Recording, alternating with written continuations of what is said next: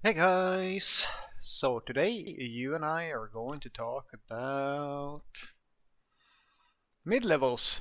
So let's get into it.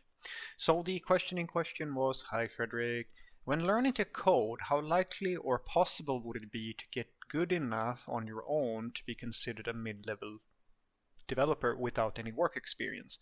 Would building and deploying a full stack application be enough to demonstrate that you are more than a junior? No.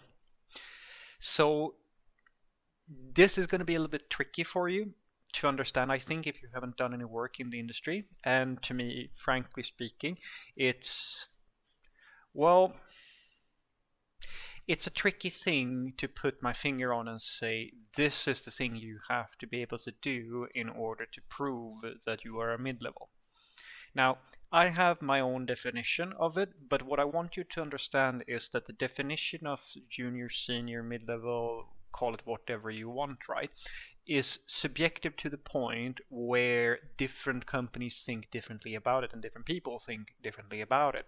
Now, at my second job, this is me with about 1 year of work experience, a few of the people that I was working with said to me in literal words that although I was a junior, they felt that I was producing at a mid-level experience level, so to speak, because per their definition, I felt the criteria for what the mid-level software developer should be. Now, what I'm going to give you is the best definition that I can give you, or sort of the description that I can give you of a mid-level software developer. It's not going to be perfect in any way, but it is the one I've found most companies and other fair low peers of mine agreeing with. So whether or not you're a junior or a mid-level has more to do with your ability to ship value or to deliver software. Now, a junior software developer can absolutely code at the same level as a mid-level software developer and so forth. And it's absolutely possible that you are very gifted. You might even be better than some seniors. I've been in companies, guys, where my understanding of, say, front end was much higher than the seniors. Though these guys and girls were, of course, back-end developers, so that was not a tall order to fill, right? But it was still the case, right?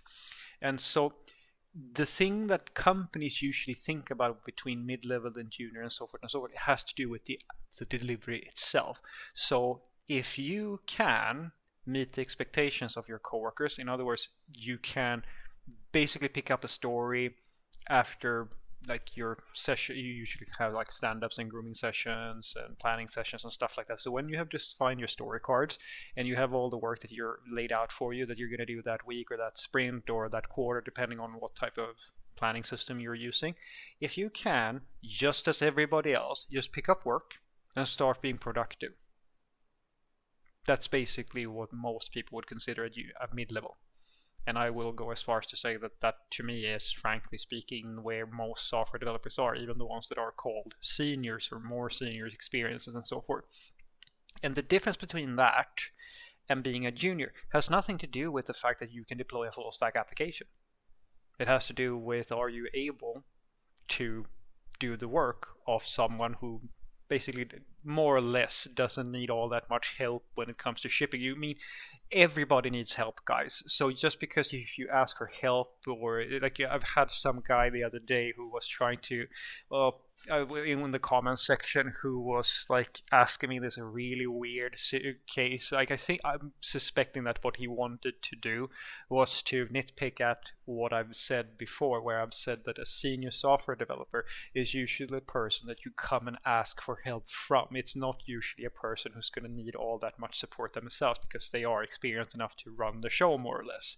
And he did some weird thing about, oh, but if there's a bug in this library and I don't have the source code, how am I supposed to fix it? And I said very simply, well, I suppose that there's a maintainer for it, so maybe you reach out to them. Yes, but then I'm asking for help, Frederick. Surely that can means that I'm not no longer a senior.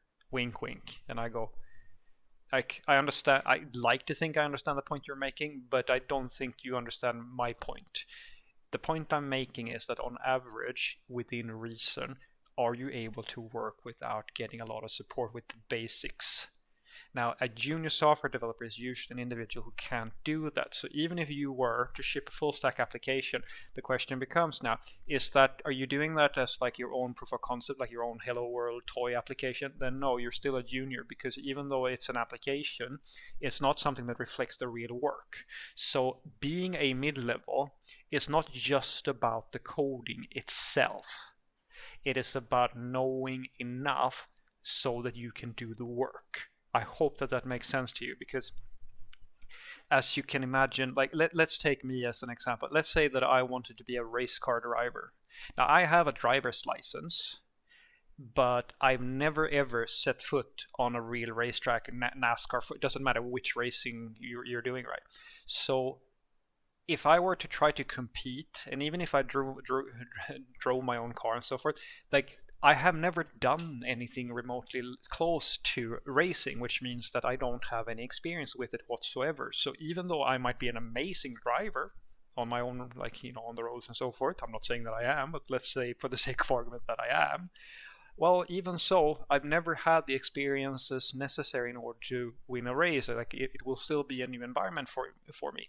And the same thing is true for you. So you could, in theory, code at a higher level. You could code at a senior level, but most companies will not feel comfortable saying that you are a mid-level or a senior or a junior, so forth, because it's a combination of that you know how to code really, really well, or at the level that is expected, whatever that level might be, and that you've done the actual work, so that they know that you know the drill, where like the surrounding ecosystem. Because trust me, guys, it's not just about coding when you start working for real. Like, you have deployment pipelines, you have logging systems, databases, I already said pipelines, but like there's a whole range of other tools around the code itself. And those experiences also factor in when people put the label junior, senior, mid-level, and so forth and so forth. So what I want you to take away from this is that you can absolutely be, guys, you could be a senior level software, you could code at the genius level. And even if you code at the genius level, most companies don't factor in just the coding skills that you have by itself. It is a combination of the way that you code, or like the coding. It's actually, frankly speaking, some people will judge you based on the code, and some people will judge you, more people than not, on years of experience and your tool knowledge and things like that, because seniority has to do with your knowledge of delivering software. And delivering software is not the same thing as just building a application or something like that. So if you can build a REST API, hey, now you're a senior or a mid-level or a junior, it doesn't work that way. Once a junior software developer basically only needs to be able to produce working software, and then in many cases, most cases, people will feel that it's pretty expected that you will need support with everything else, because you've never worked in the industry for real. So that means that you're going to need some help. But a mid-level and above is usually an individual you put higher expectations on. Like, of course, everybody needs help if they don't know where the documentation is, or the API keys, or passwords, or accesses, or stuff like that. Or it's a system you've never worked with, like a third-party servers or things like that. Everybody needs help to some degree, but the higher up you get, the more expectations are on you to be self-reliant and self-sufficient, so that you don't have to go every 5 minutes to that guy or girl who is most senior, whatever, and ask them for help to do these basic things. At the senior level, guys, as I said, there are absolutely situations where senior software developers need support as well, but as you can imagine, expectations rise, and the things that you need help with should sort of stop being about how do I make my code work to how do I build this entire system, or how do I get like API integrations in place or accesses and stuff like that. These are things that you can't control even if you have 20 years of experience, but the basic coding, you already have that done. So as I said, you can absolutely be considered a mid-level or be like without any work experience from the perspective of coding, but you will never be able, or very rarely, I've never heard of it, I don't think it's going to be possible, but you can try. Very few people would say that a person who's never done the work is a mid-level or a senior, even though you code really, really well. You might be considered a really talented junior, but because you have never actually done the work and you don't know all these things that you actually have to do in order, you have to live this before, you can't practice it, you have to do it. Because it's both about code and talent with coding and actual hands-on experience doing the daily grind, basically. Have a great day.